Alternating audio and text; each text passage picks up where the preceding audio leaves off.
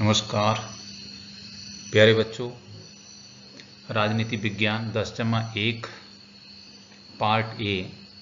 आज हम अध्ययन करेंगे संघवाद भारतीय फेडरलिज्म इंडियन। इससे पहले वाले वीडियो में आप बच्चों ने जाना होगा कि संघात्मक और एकात्मक शासन प्रणाली क्या होती है और भारतीय संविधान में कैसे जो है वो संघात्मक प्रणाली को अपनाया गया है। संघात्मक विशेषताओं के बारे में किया होगा। फिर भारतीय संविधान के ऐसे प्रावधान जो भारत को एकात्मक राज्य घोषित करते हैं उनके बारे में जाना होगा। आज हम ये जानने का प्रयत्न करेंगे कि भारत में कुछ राज्यों व क्षेत्रों के लिए विशेष दर्जे या विशेष प्रावधान की व्यवस्था जो है वो क्यों की गई है। ऐसे कौन से कारण हैं जिनके अंतर्गत भारत में कुछ क्षेत्रों व राज्यों के लिए विशेष दर्जे की व्यवस्था की गई है।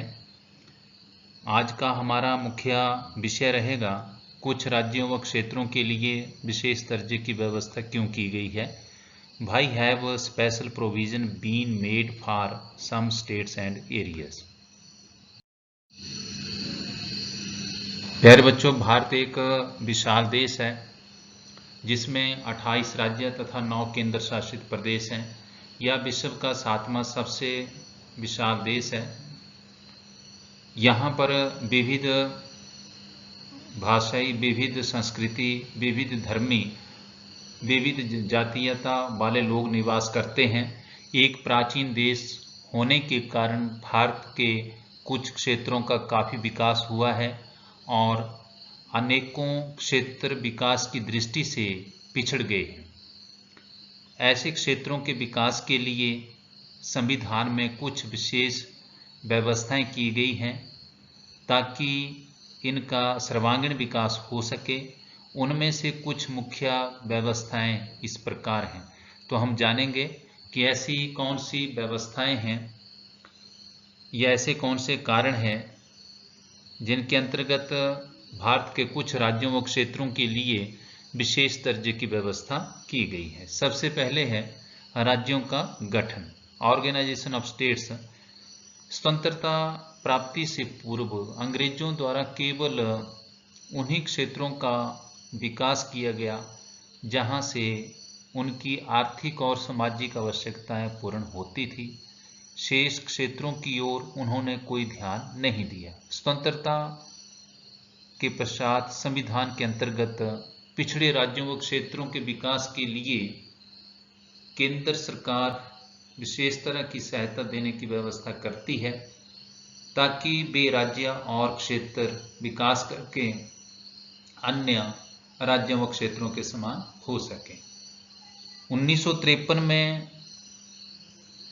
भाषा के आधार पर राज्यों का गठन करने के लिए जो है राज्य पुनर्गठन आयोग की स्थापना की गई थी और उसकी सिफारिशों के आधार पर भारत में 14 राज्य तथा 7 केंद्र शासित प्रदेश बनाए गए थे।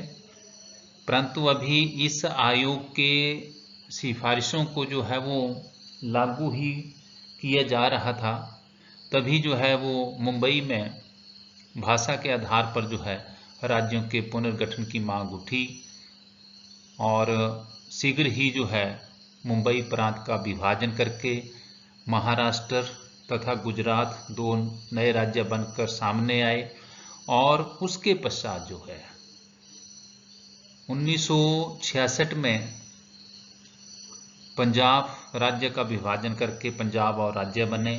पंजाब और हरियाणा राज्य बने थे और पंजाब के जो पहाड़ी क्षेत्र थे उनको मिलाकर जो है हिमाचल प्रदेश को केंद्र शासित प्रदेश का दर्जा जो प्रदान किया गया था। पहाड़ी क्षेत्र हिमाचल प्रदेश में जो शामिल किए गए थे और 1971 में 1971 में हिमाचल प्रदेश को जो है वो पूर्ण राज्य का दर्जा जो है वो प्राप्त हुआ था। उसके पश्चात जो है वो 1987 में गोवा को पूर्ण राज्य का दर्जा प्राप्त हुआ और पूर्वोत्तर के राज्यों को इससे पहले जो है वो पूर्ण राज्य का दर्जा जो है वो प्राप्त हो गया था और उसके पश्चात 2000 में जो है वो नए राज्य बनकर जो है वो सामने आए थे। जैसे आपका छत्तीसगढ़ और उत्तरांचल, झारखंड आदि राज्य बने, तो भारतीय संविधान में ये व्यवस्था की गई थी कि भारत में जो पिछड़े हुए राज्य हैं, क्षेत्र हैं, उनके विकास के लिए जो है वो विशेष प्रकार के कदम जो है वो उठाए जाएंगे, ताकि ये पिछड़े हुए राज्य और क्षेत्र जो है वो विकास करके अन्य राज्यों के समान हो सकें। तो आप बच्चों ने केवल इतना ही याद रखना है कि ऐसे कौन से कारण थे कि पिछड़े हुए क्षेत्रों व राज्यों के लिए विशेष दर्जे की व्यवस्था क्यों की गई है। तो बिल्कुल संक्षेप में आप बच्चों को लिखकर बताया गया है। जैसे राज्यों का गठन, ऑर्गेनाइजेशन ऑफ स्टेट्स, की स्वतंत्रता प्राप्ति से पहले केवल उन्हीं क्षेत्रों का विकास किया गया जहां से अंग्रेजों ने उन्हीं क्षेत्रों का विकास किया था जहां से उनकी आर्थिक और सामाजिक आवश्यकताएं पूर्ण होती थी। शेष क्षेत्रों की ओर उन्होंने कोई ध्यान नहीं दिया। स्वतंत्रता प्राप्ति के पश्चात भारत में जो राज्य बने, वहां पर केंद्र सरकार ने देखा कि जो राज्य और क्षेत्र काफी पिछड़े हुए हैं, उनके विकास के लिए केंद्र सरकार की ओर से जो है वो सहायता देने की व्यवस्था की गई, ताकि वे विकास करके जो है वो अन्य राज्यों के समान हो।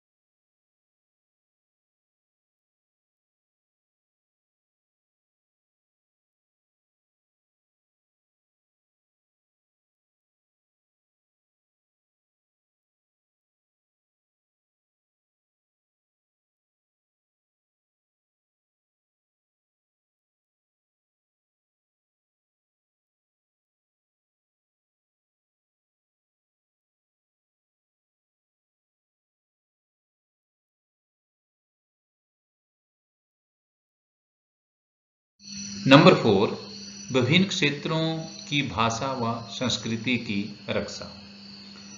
Protection of language and culture of different areas. संविधान के आर्टिकल 29 व 30 के अंतर्गत भारत के सभी वर्गों को अपनी भाषा और संस्कृति की सुरक्षा का अधिकार प्रदान किया गया है। भारत एक विविध भाषी और बहुल संस्कृति वाला देश है। ऐसी व्यवस्था इसलिए की गई है ताकि भारत के सभी क्षेत्रों व राज्यों में रहने वाले लोग अपनी भाषा व संस्कृति की सुरक्षा कर सकें तथा उसे विकसित कर सकें और वे अपने आप को भारत राष्ट्र का भाग समझें। नंबर 5, सरकारी सेवाओं में छूट। Relaxation in government services. Bharat सरकार के द्वारा पहाड़ी क्षेत्रों, दूर दराज के जनजातीय समूहों तथा कुछ अन्य वर्गों को सरकारी सेवाओं में आयु, कद तथा आवेदन पत्र भरने की तिथि में भी विशेष छूट दी जाती है, ताकि इन क्षेत्रों के लोगों को भी सरकारी सेवाओं में अवसर प्रदान किया जा सके। ऐसी व्यवस्था जो है वो इस कारण से की जाती है। नंबर 6, संपत्ति संबंधी व्यवस्था। Provision regarding property. भारतीय संविधान द्वारा कुछ राज्यों व क्षेत्रों की संपत्ति खरीदने व बेचने संबंधी विशेष प्रावधान किए गए हैं, जिसके अनुसार उस क्षेत्र के लोग अपने राज्य या क्षेत्र की संपत्ति अपने क्षेत्र या राज्य के नागरिकों को ही बेच और खरीद सकते हैं, शेष भारतीय राज्यों के लोगों को नहीं। ऐसी व्यवस्था इसलिए की गई है ताकि शेष भारत के लोग उन क्षेत्रों की संपत्ति खरीदकर वहां आबाद ना हो सकें। ऐसी व्यवस्था हिमाचल प्रदेश, उत्तराखंड और पूर्वोत्तर के राज्यों में की गई है। नंबर 7, शैक्षणिक सुविधाओं की व्यवस्था, प्रोविजन रिगार्डिंग एजुकेशनल फैसिलिटीज। संविधान के आर्टिकल 29 एवं 30 के अंतर्गत अल्पसंख्यकों, अल्पसंख्यक समुदाय और कुछ विशेष क्षेत्रों के लोगों के लिए शैक्षणिक सुविधाओं की व्यवस्था की गई है। वहां स्कूल और कॉलेज खोलने के साथ साथ वहां के विद्यार्थियों के लिए स्कॉलरशिप देने की व्यवस्था की गई है ताकि वहां के लोगों का शैक्षणिक स्तर ऊंचा उठ सके। नंबर 8, विशेष आर्थिक सहायता, स्पेशल इकोनॉमिक पैकेज। केंद्र सरकार द्वारा पिछड़े हुए राज्यों व क्षेत्रों के विकास के लिए विशेष आर्थिक सहायता की व्यवस्था की जाती है ताकि इन लोगों का व क्षेत्रों का समुचित विकास हो सके। नंबर 9, पंचायती राज संबंधी व्यवस्था, प्रोविजन रिगार्डिंग पंचायती राज। भारतीय संविधान में 73वें संवैधानिक संशोधन के द्वारा संविधान में 11वीं अनुसूची को शामिल किया गया है। इस संशोधन द्वारा पंचायती राज को संवैधानिक दर्जा दिया गया है। 73वें संवैधानिक संशोधन द्वारा स्थापित पंचायती राज के अंतर्गत ग्राम पंचायत, पंचायत समिति और जिला परिषद की व्यवस्था की गई है। परंतु पूर्वोत्तर के राज्यों और ऐसे राज्य हैं जिनकी वित्तीय स्थिति अच्छी नहीं है, उनके लिए पंचायत समिति के गठन संबंधी छूट दी गई है। शेष राज्यों में 3 स्तरीय ढांचे को ही अपनाया गया है। तो प्यारे बच्चों, आज हमने जाना कि भारत के कुछ राज्यों व क्षेत्रों के लिए विशेष दर्जे की व्यवस्था क्यों की गई है। भाई हैव स्पेशल प्रोविजन है been made for some states and areas. तो आप बच्चों ने इसका अच्छे ढंग से अध्ययन करना है और इस वीडियो के माध्यम से आपने इस प्रश्न को समझने का प्रयत्न करना है और दी गई वर्कशीट को हल करना है। धन्यवाद।